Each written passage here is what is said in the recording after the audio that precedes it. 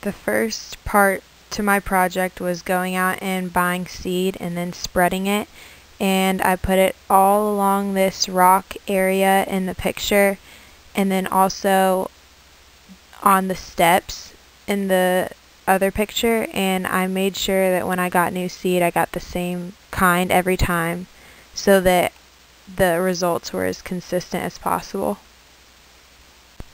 Okay, so next I would either be on my front porch like on these pictures, or I'd be right inside in my living room by the window, and I'd watch for about an hour and a half on Wednesdays and Thursdays after I got home from school, and I would just glance and see if there were any birds, and then I'd go and find them and write them down.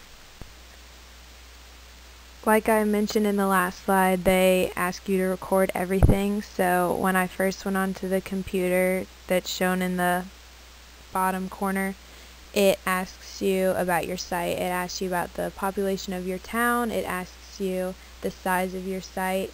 It asks you how many people and animals are around your site on a daily basis.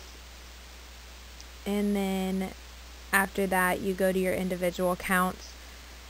So every week it asks you how much rain there was and what the high and low for that day, temperature wise, what the high and low were, and then also what time of day you counted.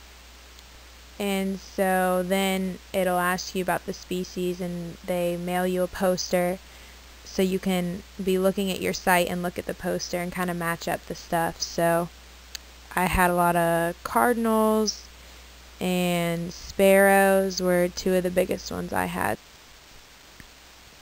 So a couple of things I learned while doing this project were that all the birds would come at the same time, and they didn't really bother each other. They would all sit there and eat the seed at the same time.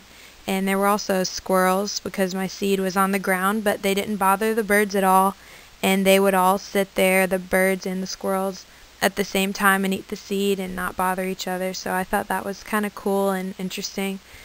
And then the habits of the birds, like when I first started the project, there weren't as many birds that came because I'd never put seed there before, and then they kind of figured out that it was there and it was going to continue to be there, so there would be more and more each week. And then one of the interferences I ran into was the cat next door would come, and I was watching one week and there weren't as many birds as there usually were, and I didn't know why, and then I realized the cat was sitting there, so I had to shoo the cat away because it was trying to eat the birds. So once the cat went away, the birds came back, but that was something that I had to be aware of during my project.